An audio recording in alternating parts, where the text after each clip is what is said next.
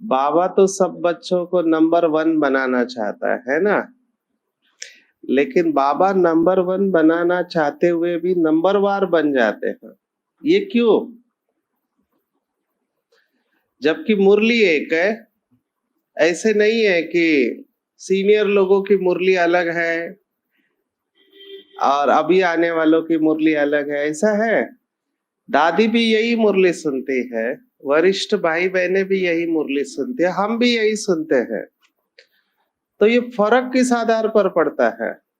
जबकि समय को वरदान है, ऐसे नहीं कि समय सबके लिए सेम है ना, वरदान भी है समय को। और बाबा ऐसे नहीं दादियों की तरफ ज्यादा ध्यान देता है, आपकी तरफ कम ध्यान देता है, ऐसा है? ऐसा है? किसी को लगता है कि बाबा जो बड़े बड़े लोग हैं महारथी, उनकी तरफ बाबा का ध्यान ज्यादा रहता है और हमारे तरफ कम ध्यान रहता है, ऐसा है? है या नहीं? नहीं है, ऐसा भी नहीं है। तो फिर समय को वरदान है, मुरली एक है, तो फिर ये नंबर क्यों बन जाते हैं?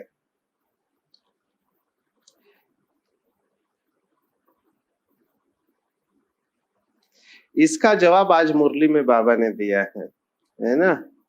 भगवत गीता 18 अध्याय, उसमें चौथा अध्याय है। उस चौथे अध्याय में 40वां श्लोक है। ये आज के मुरली में आया है। हम सब ने ये सुनी होती है बातें, लेकिन कहाँ फर्क पड़ जाता है? सुनने के बाद मनन चिंतन भी करते होंगे कई लोग। मनन करने के बाद में वो शक्ति बन जाता है। उस शक्ति से बुद्धि स्वच्छ होती है। स्वच्छ बुद्धि के आधार पर बाबा से और कनेक्शन जुड़ जाता है। शक्तियों को धारण करते हैं और उस अवस्था में स्थित रहते हैं, स्वरूप बन जाते हैं। लेकिन इसी में नंबर बन जाते हैं। और उसका बाबा ने आज जो फाउंडेशन बताया आज की मुरली में, वो है एक शब्द, जिसके ऊपर पूरे जितने भी धर्म है उसी के आधार पर जुड़े हुए हैं। कौन सा शब्द है? आज के मुरली में वो आया है शब्द। कौन सा शब्द है? निश्चय। पूरा खेल निश्चय का है। भक्ति मार्ग में शब्द इस्तेमाल करते श्रद्धा। श्रद्धा और निश्चय में फर्क है। लोग कहते भगवान में श्रद्धा रखो या फलाने गुरु में श्रद्धा रखो, लेकिन श्रद्धा रखना और निश्चय, इसमें क्या फर्क है? बहुत बड़ा फर्क है। निश्चय का आधार क्या है? श्रद्धा का आधार क्या है?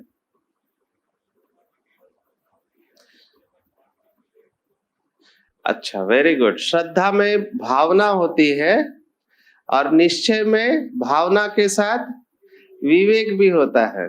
और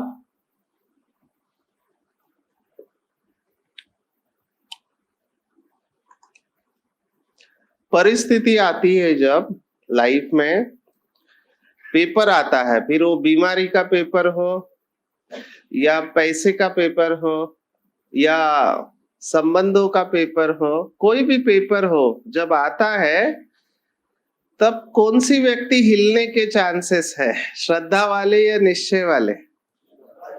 श्रद्धा वाला हिलेगा। देखो मैंने इतना भक्ति किया, क्या मिला मेरे को? ये मैं ऐसे ही नहीं कह रहा हूं। जब वो बाढ़ आई थी ना उत्तराखंड में, आपने देखा होगा, उत्तराखंड में बाढ़ आई थी, पता है? बादल फटा था, कितने लोग मरे थे। गए थे यात्रा के लिए, तब उनका इंटरव्यू लिया गया। जो बच गए थे उनका इंटरव्यू लिया। तब एक माता कह रही थी कि मैं फिर कभी नहीं आऊंगी भगवान के पास। तो उसका विश्वास उठ गया परमात्मा के ऊपर से। मैं इतने साल से लगातार आ रही हूं, और भगवान ने बचाया क्यों नहीं? उसके काम के लिए आए ना। तो ये कौन कहेगा, श्रद्धा वाला या निश्चय वाला? ये श्रद्धा वाले के बोल है। बाबा कहते हैं, कई बाबा के बच्चे भी ऐसे हैं जिसको बाबा ने शब्द इस्तेमाल किया है, ज्ञानी भक्त है। ज्ञानी क्योंकि भगवान से सुन रहे, लेकिन कौन है? भक्त है। ज्ञानी भक्त की भाषा क्या होगी? वो हमेशा कहेगा कि बाबा आप करो, आप सब कुछ भगवान के ऊपर छोड़ देना। ये निश्चय में भी होता है और श्रद्धा में भी होता है। कई बाबा के बच्चे बाबा के कमरे में जाके क्या बातें करते हैं, वो बाबा जाने और बाबा के बच्चे जाने। मैं एज अ काउंसलर आपको बता रहा हूं कि मेरे पास जब कंप्लेंट लेके आते हैं तब क्या बोलते हैं। मेरे पास दोनों प्रकार के लोग आते हैं, बी के भी आते हैं और पी के भी आते हैं। तो जो बी के बाबा के बच्चे हैं वो कहते हैं कि देखो मैं तो कभी मुरली मिस नहीं करता, योग मिस नहीं करता, हर जगह पे सब कुछ बाबा को दे दिया, तो बाबा में मेरा ये प्रॉब्लम सॉल्व क्यों नहीं करता? ये कौन बोल रहा है? निश्चय वाला बोलेगा या श्रद्धा वाला? प्लीज अंडरस्टैंड, आप कौन से कैटेगरी में आते हो। अगर आप श्रद्धा वाले हैं तो ऐसा कोई सवाल नहीं करेंगे, इसका ताला खोल दो, मेरे पति का ताला खोल दो, मेरे पत्नी का ताला खोल दो, मेरे बच्ची का ताला खोल दो। बाबा के ताला और चाबी वाला है आपका ताला खुल गया है ना। आप अपनी अवस्था को बनाओ, शुभ भावना रखो, बाबा के ऊपर पूरा छोड़ देना। कब छोड़ देना और कब खुद करना, ये हमको फर्क पता होना चाहिए। निश्चय इसको कहते हैं। तो निश्चय में अनुभव होता है, निश्चय में दृढ़ता भी होती है। कई बार श्रद्धा और निश्चय दोनों एक जैसे लगते हैं,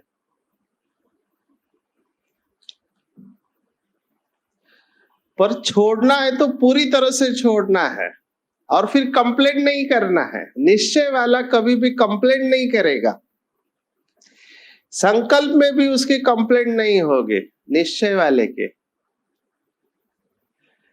क्योंकि निश्चय अगर 99% है तो उसको निश्चय कहेंगे। कोई कहता है मेरा ना 99% परमात्मा के ऊपर निश्चय है और ड्रामा के ऊपर।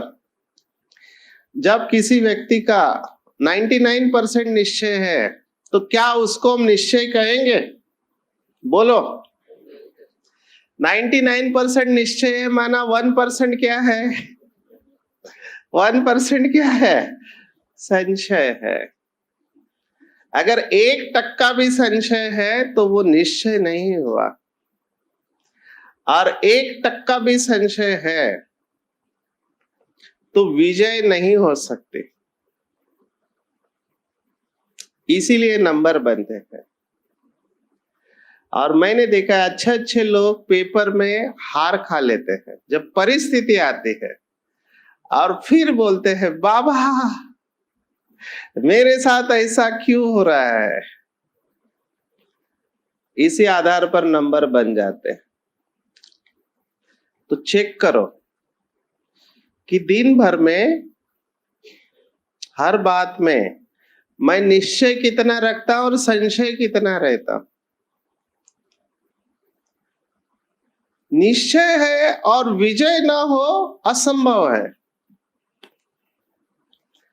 अगर कोई बाबा का बच्चा कहता है मेरा निश्चय तो है मतलब अगर कोई कहता है निश्चय तो है मतलब क्या? माने अभी भी कहीं ना कहीं अटके हुए हैं। तो का मतलब क्या है? जब पूरी तरह से निश्चय है तो दिल से आएगा कि तेरे फूलों से भी प्यार, ये आएगा अंदर से। कुछ भी दे, सुख मिले या दुख,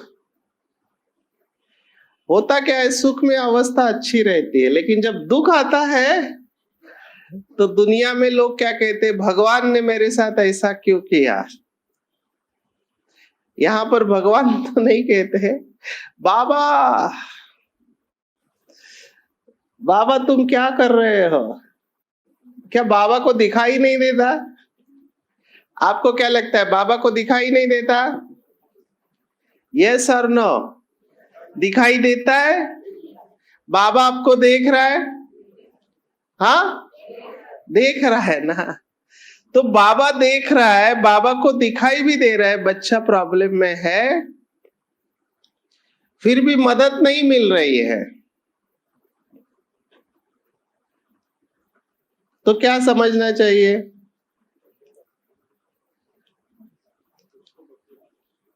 सॉरी,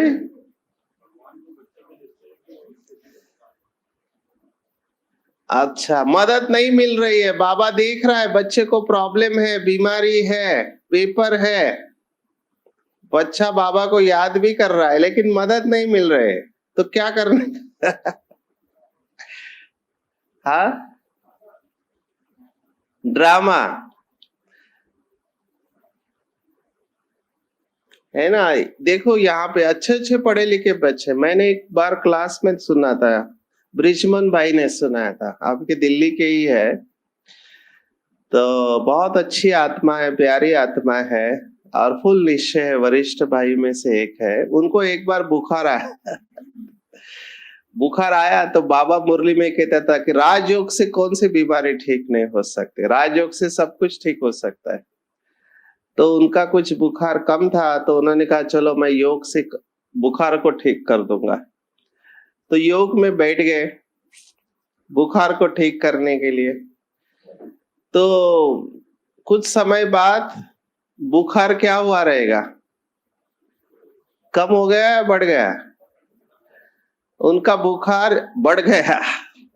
बोला शायद मेरा योग कम है, और अच्छा योग करता हूं, और एकाग्रता से योग किया और बुखार बढ़ गया।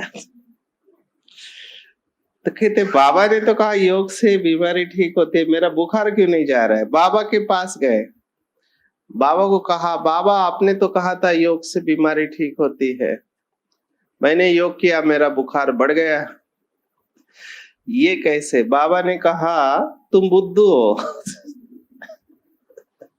बाबा के बच्चे बहुत भोले होते हैं ना। कहते शरीर की बीमारी है तो शरीर के डॉक्टर के पास जाना चाहिए। ये आप समझ रहे हैं? तो कहां पर कौन सी चीज इस्तेमाल करनी चाहिए ये हमको आना चाहिए।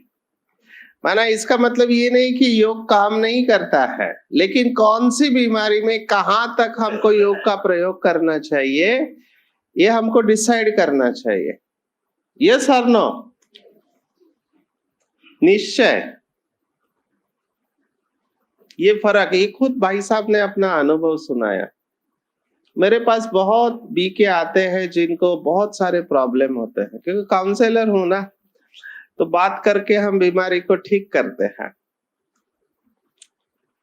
इस समय हम देख रहे मानसिक बीमारियां बहुत बढ़ते जा रही है, मन की बीमारियां बहुत बढ़ते जा रही है, जिसमें पागलपन। आप में से कौन कौन समझते हैं कि हम पागल हैं? जो समझते हम पागल है हाथ खड़ा करो। एक हाथ खड़ा है। धीरे धीरे पागल मत होना। अच्छा, 3 लोगों ने हाथ खड़ा किया, समझते, बाकी के लोग नहीं समझते, अच्छी बात है। एक बार मास्टर जी क्लास ले रहे थे, है ना, और मास्टर जी ने क्लास में पूछा बच्चों बताओ तुम्हारे मूर्ख कौन है, जो मूर्ख है वो खड़े हो जाओ। 10 मिनट तक कोई खड़ा नहीं हुआ। 10 मिनट के बाद एक लड़का धीरे से खड़ा हो गया। तो मास्टर जी ने पूछा अच्छा तुम समझते हो तुम मूर्ख हो, तो खड़े क्यों हो गए? तो उसने कहा मास्टर जी बहुत देर हो गया, आप अकेले खड़े थे, अच्छा नहीं लग रहा था।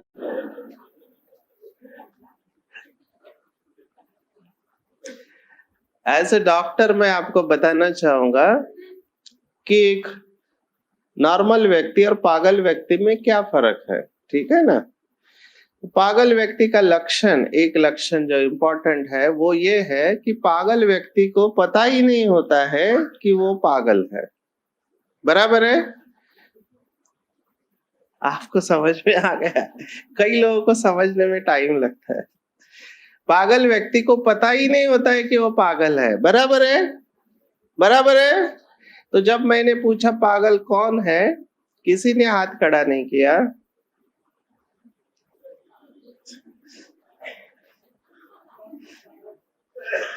देखा, दिमाग वाले ऐसे पकड़ते हैं।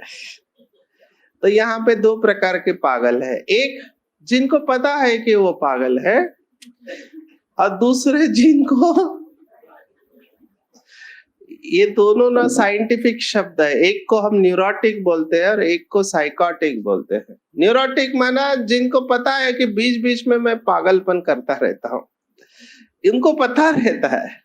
और जो पहुंचे हुए पागल होते हैं, आपने रास्ते पे देखा होगा ना, कई लोग वो अपनी दुनिया ऐसे बातें कर रहे हैं, बाल बड़े हुए, कपड़े फटे हुए इकट्ठा करते हैं, वो उन्होंने एक नई दुनिया तैयार की होती है अपने अंदर, और वो उस दुनिया में रहना चालू कर देते, डिस्कनेक्टेड विद द रियलिटी। ये तो मैं थोड़ा लाइट मूड में आपको सुना रहा हूं, पर मेरे पास ये केसेस आते हैं, अभी दिखाई दे रहा है उनको, मेरे को दिखाई दे रहा, अभी मैं क्या कर सकता हूं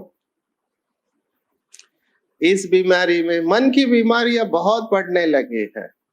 पागलपन क्या है मैं बताता हूं, मैं सिद्ध कर सकता हूं, ऐसे ही नहीं, मैं इसके ऊपर सेशंस लेता हूं, मैं अभी सिद्ध कर सकता हूं। जानना चाहते हो? यस? ओके, यस और नो में ही जवाब देना। तैयार है? क्या हमारे साथ ऐसा होता है कि मुझे ना गुस्सा करना नहीं था, लेकिन, यस और नो, जोर से बोलो, मुझे ना बोलना नहीं था, लेकिन, मुझे ना सोचना नहीं था, लेकिन, माना जो करना नहीं चाहिए था वो किया, तो ये पागलपन नहीं है क्या? दिस इज पागलपन। इसको बाबा ने कहा है अधीन आत्मा। जो नहीं करना चाहिए वो करते हैं, और जो करना चाहिए वो, इन सिंपल लैंग्वेज। अभी फिर मेरे पास आते, क्या करूं, मेरे विचार रुकते ही नहीं, मैं सोचना नहीं चाहते, पर ये सब कैसे ठीक होगा?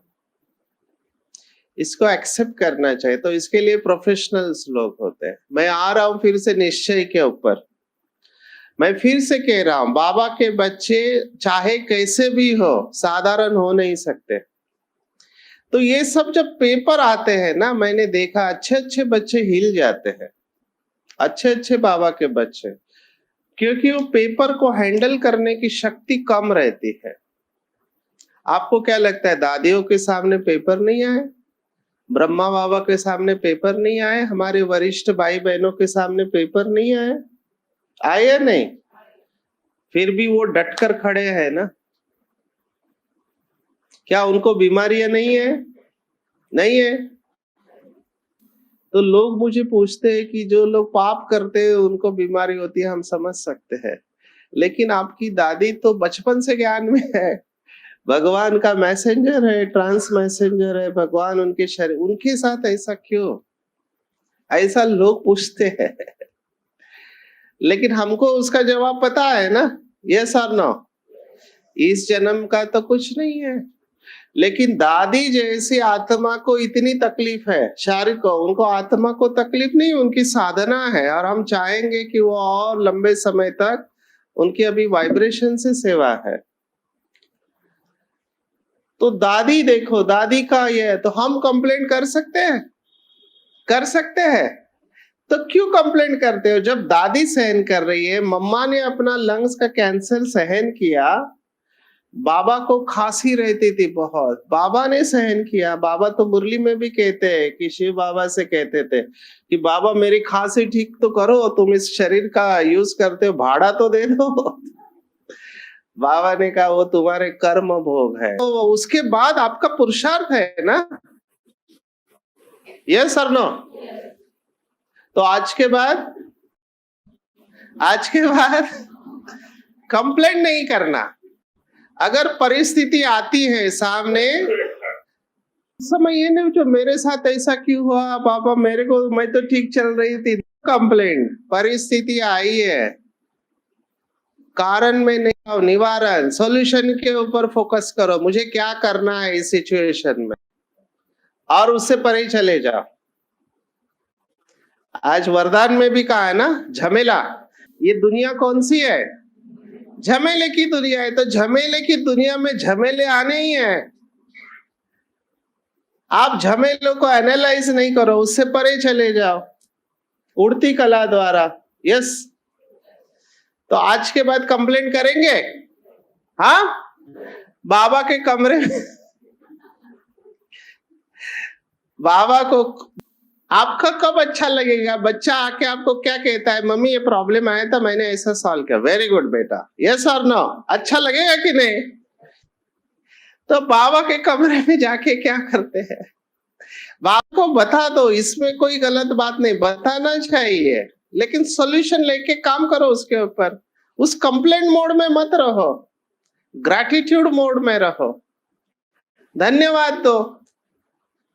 हमारे पास एक माता आई, उसका हाथ टूट गया, मैंने सुना है था क्लास में, फ्रैक्चर हो गया, हड्डी टूट गई, हंस रही है। मैं पहला पेशेंट देखा हड्डी टूटने के बाद हंस रहा है। मैंने कहा माता जी हड्डी टूटी हंस रही है, आप तो घूमने के लिए आए थे आबू। तो कोई बात नहीं बेटा, हाथ की हड्डी टूटी ना, पैर तो ठीक है, मैं ऐसे लेके घूम सकती हूँ। मैंने कहा नहीं, और कोई तो बात है। बोला बेटा हड्डी टूटी है ना, हाथ तो नहीं टूटा है, हड्डी टूट जाएगी 1-2 महीने में, उसमें कौन सी बड़ी बात है। मैंने कहा नहीं माता जी, और कोई तो बात है। मुझे कहते तुम बड़े चालाक हो। मैंने कहा वो तो हूँ, कारण बताओ। तो उस माता ने जवाब दिया कि डॉक्टर साहब मुझे सबसे बड़ी खुशी इस बात की है, यहाँ से वापस जब मैं घर पे जाऊंगी तो 1 महीने तक घर का कोई भी काम मुझे नहीं करना पड़ेगा,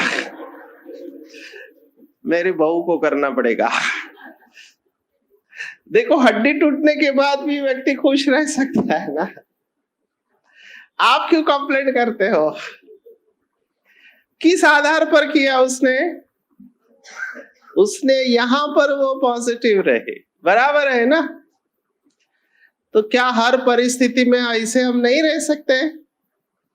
हाँ या ना? तो आज के बाद कंप्लेंट नहीं, और क्या करना चाहिए? धन्यवाद देना चाहिए, है ना। जिंदगी को धन्यवाद देना चाहिए। आपको नहीं पता दुख क्या होता है। बहुत दुखी लोग हैं, हम तो इनको देखते हैं। कल मैं मधुबन में एक वर्कशॉप ले रहा था, 2 मिनट में सुन। एक डॉक्टर है, मम्मी पापा और भाई जा रहे थे कार से पंजाब में, तो उनके गाड़ी का एक्सीडेंट हो गया। तो इसके पिता और भाई ऑन द स्पॉट खत्म हो गए। माता जी को सिर पे मार, इसको कुछ नहीं हुआ, पर पिता और भाई मर गए ऑन द स्पॉट। माता जी को हेड इंजरी, और ये इसकी उम्र 13 साल, माना 7वीं कक्षा में।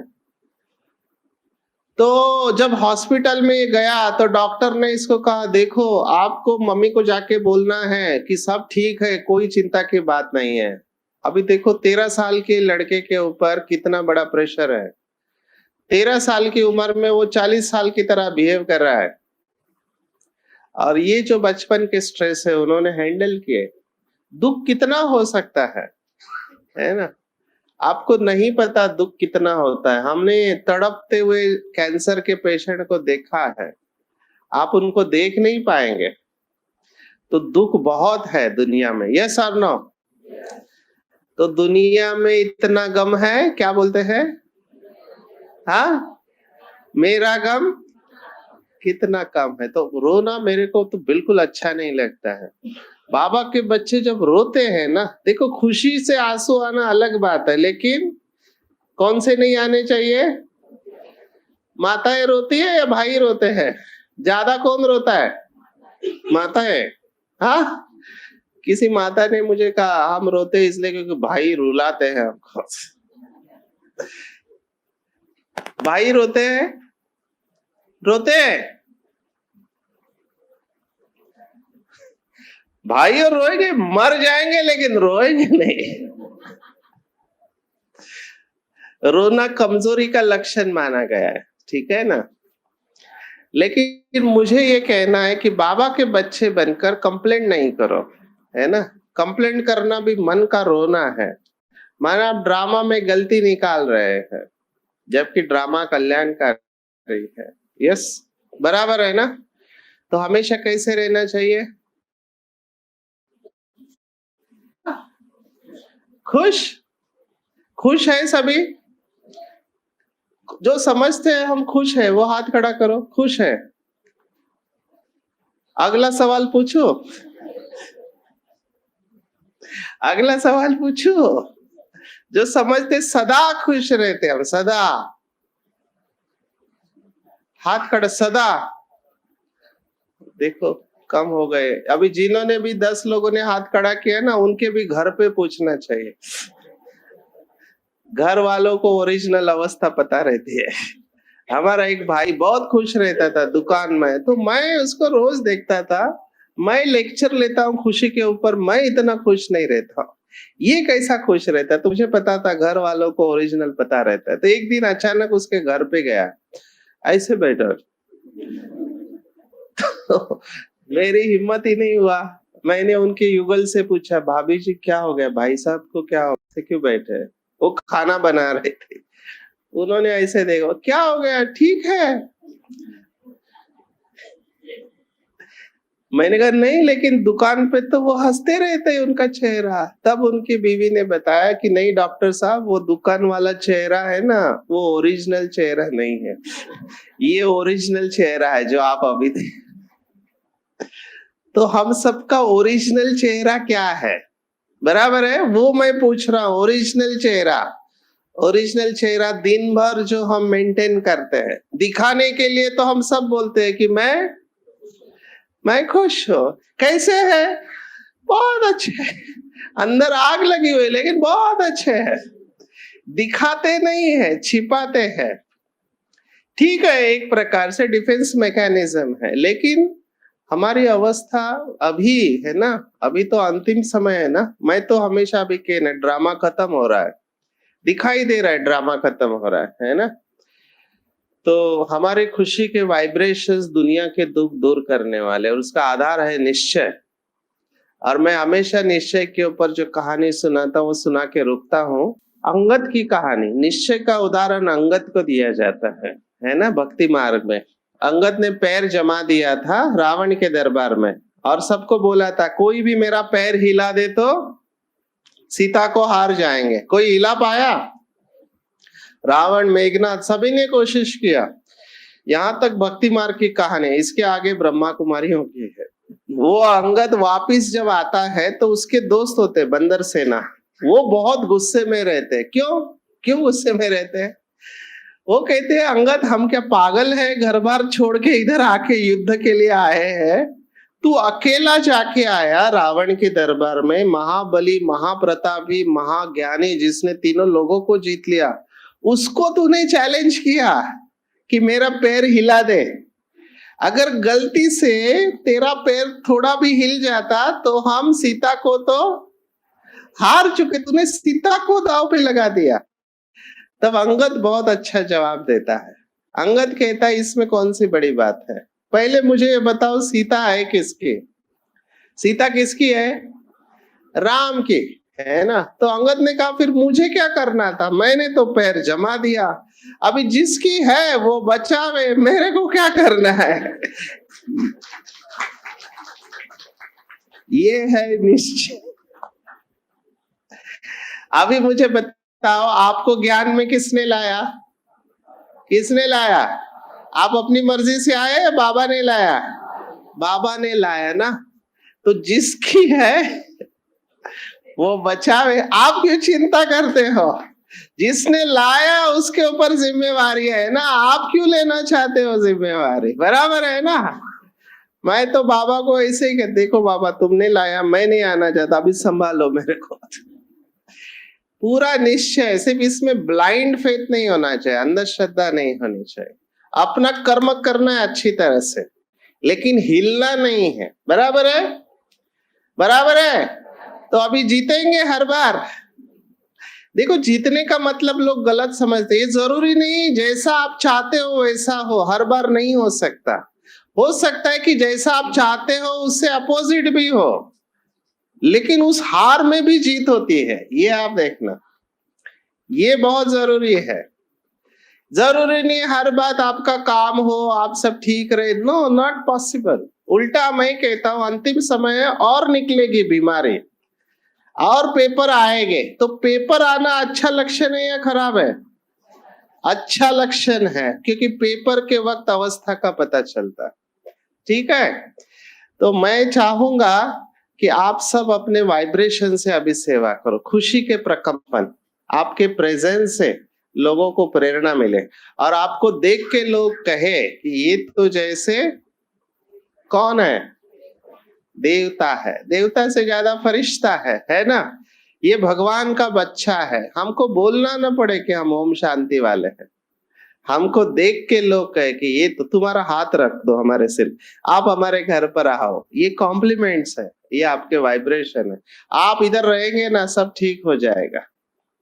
ये बाबा के बच्चों के लिए कॉम्प्लीमेंट है। ठीक है, अच्छा, ओम शांति, ओम शांति।